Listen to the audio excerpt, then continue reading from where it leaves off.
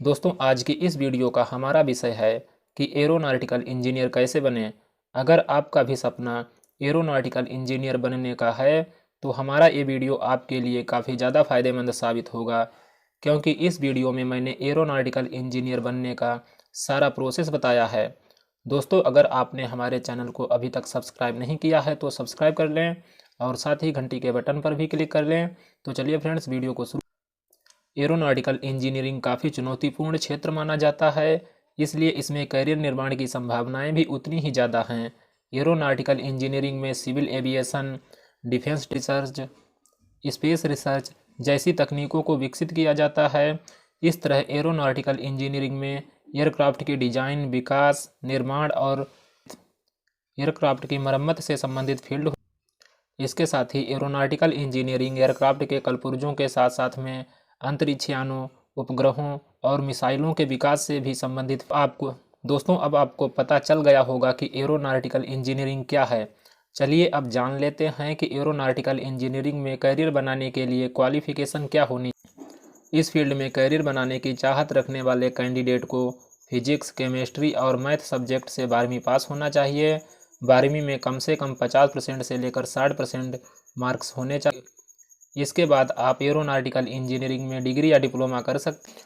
हालांकि दोस्तों 10वीं के बाद भी आप एरोनॉटिकल इंजीनियरिंग में डिप्लोमा कोर्स कर सकते हैं, लेकिन मैं आपको यही सलाह दूंगा कि आप एरोनॉटिकल इंजीनियरिंग के फील्ड में करियर बनाने के लिए बीटेक ही करें। बीटेक कोर्स की ड्यूरेशन 4 साल होती है और डिप्लोमा कोर्स की ड्यूरेशन 3 साल होती है। चलिए अब जान लेते हैं कि एरोनॉटिकल इंजीनियरिंग में करियर स्कोप क्या है। इस कोर्स के बाद आप जॉब कहाँ कहाँ कर सकते हैं। दोस्तों एरोनॉटिकल इंजीनियरिंग आज के समय में काफ़ी ग्रोइंग फील्ड है। अब तो बहुत सारी प्राइवेट एयरलाइंस कंपनी इस फील्ड में बिजनेस कर रही हैं, जिसकी वजह से एरोनॉटिकल इंजीनियर के लिए दिनों दिन जॉब के अवसर बढ़ रहे हैं। आज के समय में प्रतिदिन काफ़ी ज़्यादा नेशनल और इंटरनेशनल उड़ानें भरी जाती हैं। एक समय था कि बहुत ही कम लोग हवाई यात्रा करते थे, लेकिन आज के समय में काफ़ी ज़्यादा लोग हवाई यात्रा करते हैं। भविष्य में इसका स्कोप और भी बढ़ेगा। इस फील्ड में आप प्राइवेट और गवर्नमेंट दोनों सेक्टरों में जॉब कर सकते हैं। गवर्नमेंट सेक्टर में आप इसरो, डीआरडीओ, रक्षा मंत्रालय, नेशनल एरोनॉटिकल लेबोरेटरी जैसे फेमस संस्थानों में भी जॉब कर सकते हैं। इसके अलावा एरोनॉटिकल इंजीनियर्स की अमेरिका, फ्रांस, यूके, जर्मनी जैसे देशों में काफ़ी डिमांड रहती है। इसके अलावा फेमस रिसर्च सेंटर जैसे कि नासा और एयरबस जैसी कंपनियों में भी एरोनॉटिकल इंजीनियर्स के लिए जॉब के काफ़ी अच्छे अवसर होते हैं। इन सभी के अलावा दोस्तों एरोनॉटिकल इंजीनियर बहुत सारी प्राइवेट, नेशनल और इंटरनेशनल एविएशन कंपनियों में एरोनॉटिकल इंजीनियर के तौर पर जॉब कर सकते हैं। तो चलिए फ्रेंड्स अब जान लेते हैं कि बीटेक इन एरोनॉटिकल इंजीनियरिंग में एडमिशन कैसे मिलेगा। दोस्तों इस कोर्स में एडमिशन आईआईटी, आईआईए और आईआईएसटी एडमिशन टेस्ट या दिल्ली यूनिवर्सिटी एंट्रेंस एग्ज़ाम जैसे महत्वपूर्ण एंट्रेंस एग्ज़ाम पास करके ही इसमें एडमिशन मिलता है। इनके अलावा और भी बहुत से महत्वपूर्ण एंट्रेंस एग्ज़ाम विभिन्न यूनिवर्सिटियों के द्वारा आयोजित किए जाते हैं, जिनकी जानकारी के लिए आप हमारी वेबसाइट करियर कैसे बने .in पर जाकर एरोनॉटिकल इंजीनियर कैसे बने इस पोस्ट को पढ़ें। इस पोस्ट में आपको इसके बारे में डिटेल में जानकारी मिल जाएगी, क्योंकि वीडियो में ये सारी जानकारी देना संभव नहीं है। चलिए फ्रेंड्स अब जान लेते हैं कि एरोनॉटिकल इंजीनियर को सैलरी कितनी मिलती है।